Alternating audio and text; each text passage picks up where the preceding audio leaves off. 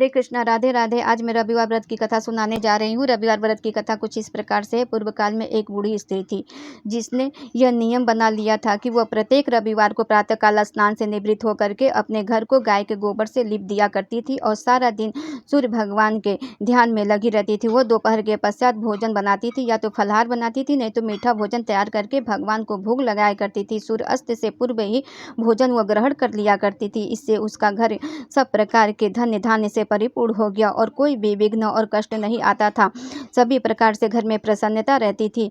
जब यूँ ही कुछ दिन व्यतीत हुआ तब उसकी पड़ोसन ने सोचा कि ये मेरे गाय का गोबर ले जाती है, इसी कारण ये लग रहा है शीघ्रता से आगे बढ़ रही है। अब तो मैं अपने गाय को घर के अंदर बांधा करूँगी। और जब रविवार का दिन आया तो वह अपने गाय को घर के अंदर बांध दी। बुढ़िया को गाय का गोबर नहीं मिला तो वो बहुत उदास हो गई और उस रविवार को उसने अपने घर को गोबर से नहीं लीपा। इस कारण न उसने पारण के लिए कुछ भोजन आदि बनाया, न ठाकुर जी को भोग लगाया। सारा दिन उसने उपवास में ही व्यतीत कर दिया। रात्रि पर वो भूखी प्यासी सो गई। सोने के बाद उसको भगवान ने स्वप्न में आकर के कहा कि क्या कारण है कि आज तुमने भोजन नहीं बनाया, न भोग लगाया। तो बुढ़िया ने गोबर वाली सारी बात सुना दी। भगवान ने कहा कि माता तुम दुख ना करो, मैं तुम्हें वर देने के लिए आया हूँ। मैं तुमको ऐसा गौ दूंगा जिससे तुम्हारा सारा मनोकामना पूर्ण हो जाएगा। तुम जो रविवार के दिन गौ के गोबर से घर को लीप करके भोजन बनाती हो और मुझे भोग लगाया करती हो, भोग लगाने के बाद स्वयं भोजन करती हो, इससे मैं बहुत ही प्रसन्न हुआ हूँ। तुम्हें वर देने के लिए आया हूँ। जो लोग रविवार के दिन ऐसा करते हैं मैं उन पर बहुत ही प्रसन्न होता हूँ। पूर्ण आत्माओं को वर देना मेरा कार्य है। अंधों को आँख देना, कोढ़ियों को काया, बाझन को पुत्र देना और निर्धन को धन देना, अंत में सभी को मुक्ति देना, ये मेरा मुख्य कार्य है। स्वप्न में उस बुढ़िया को ऐसा वर दे करके भगवान वहाँ से अंतर्ध्यान हो गए। जब प्रातःकाल बुढ़िया सो करके उठी तो देखा कि मेरे घर के आंगन में बहुत सुंदर बछड़े वाली एक सुंदर गाय बंधी हुई है। बुढ़िया को स्वप्न का ध्यान आया। उसने समझा कि ये सब भगवान की माया है। वो चुपचाप अपने गाय को वहाँ से हटा करके घर के बाहर बांध दिया और वहीं पर उसके लिए नादा बनवा दिया। खली भूसी आदि उसमें डाल दिया करती थी। प्रेम से गौ खाना खा लिया करती थी। यह देख करके उसकी पड़ोसन का हृदय ईर्ष्या से जल गया और जब उसने यह देखा कि यह गौ तो सोने का गोबर कर रही है, तब तो उसे और भी आश्चर्य हुआ। वह उसकी गौ का गोबर उठा ले जाया करती थी। इसके स्थान पर वह अपने गाय का गोबर रख दिया करती थी। वह इसी प्रकार से नित्य करती रहती थी और बुढ़िया को इसका कुछ भी पता नहीं चला। इस पर भगवान ने सोचा कि बेचारी बुढ़िया ने तो इस कुटिल पड़ोसन द्वारा रोज ठगी जा रही है, इसका कुछ उपाय करना पड़ेगा। फिर तो भगवान ने प्रबल आंधी चला दी जिससे चारों तरफ अंधेरा हो गया। तब अंधकार में के भय के वजह से बुढ़िया गाय को अंदर बांधने लगी। जब रात्रि बीत गया, सुबह हुआ तो बुढ़िया उठ करके देखा तो उसकी गाय तो सोने का गोबर की थी। फिर तो उसे बहुत ही आनंद हुआ। वो बहुत ही हर्ष से भर गई।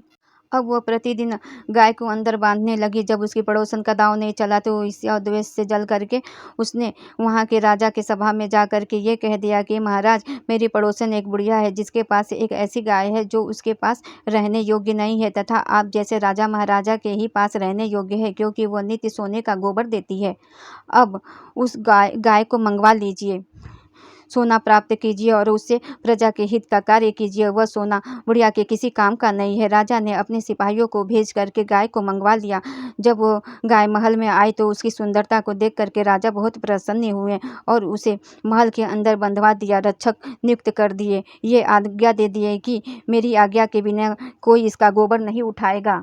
मारे प्रसन्नता के कारण रात भर उनको नींद नहीं आई। वो इस आशा में करवटें बदलते रह गए कि प्रातःकाल हो और कब मैं जा करके सोने का गोबर देखूं। परंतु प्रातःकाल होने पर राजा ने जाकर देखा तो गाय के गोबर से सारा स्थान गंदा हो गया था और कहीं भी सोने का चिन्ह भी नहीं था। फिर तो राजा को बड़ा क्रोध हुआ। अपने सिपाहियों को भेज करके उसने बुढ़िया को बुलाया जिसकी वो गाय थी। बुढ़िया राजा की सभा में आ गई। राजा ने पूछा कि माँ, मैंने तो सुना था तुम्हारी गाय सोने का गोबर देती है, इसलिए मैंने उसे अपने महल में मंगवाया था। क्या यह सत्य है? किंतु यह तो बस असत्य निकला। गौ ने तो सोने का गोबर नहीं दिया, उसका क्या कारण है, मुझे बताओ। बुढ़िया बोली, महाराज, मेरा यह नियम है कि मैं प्रातःकाल उठ करके स्नान आदि से निवृत्त हो करके मैं अपने घर को गोबर से लिपा करती हूँ, फिर भोजन बना करके भगवान को भोग लगाती हूँ और प्रसाद पाती हूँ। इस नियम के कारण भगवान प्रसन्न होते हैं। जो निर्धन होता है उसको धन देते हैं, रोगियों को कष्ट दूर करते हैं, निसंतानों को संतान देते हैं और अंत में वह मोक्ष देते हैं। महाराज, जब यह गाय मेरे पास नहीं थी तो अपने पड़ोसन के गाय का गोबर ला करके मैं घर लीपा करती थी। एक दिन मेरी पड़ोसन गोबर न लेने दिया तो मैंने अपना नित्य का कार्य नहीं कर पाया, न भोजन बनाया, न भगवान को भोग लगाया। यूँ ही मैं सो तब भगवान मुझ पे प्रसन्न होकर के, मेरे कर्म से प्रसन्न होकर के, रात्रि में आकर के स्वप्न में मुझे ये गाय दे गए। इस गाय को देख करके मेरी पड़ोसन ईर्ष्या से जल गई और उसने यह समाचार आप तक पहुंचा दिया। आपने मेरी गाय को मंगवा लिया, इसमें मेरा क्या दोष है? राजा ने कहा कि वृद्ध माँ, तुम मुझे क्षमा कर दो, अपनी गाय ले जाओ। मैं तुम्हारी पड़ोसन को दंड दूंगा जिसने तुम्हारी धर्म कर्म को देख करके ईर्ष्या किया। फिर तो राजा ने बुढ़िया का बहुत स्वागत किया और बुढ़िया का गाय लौटा दिया।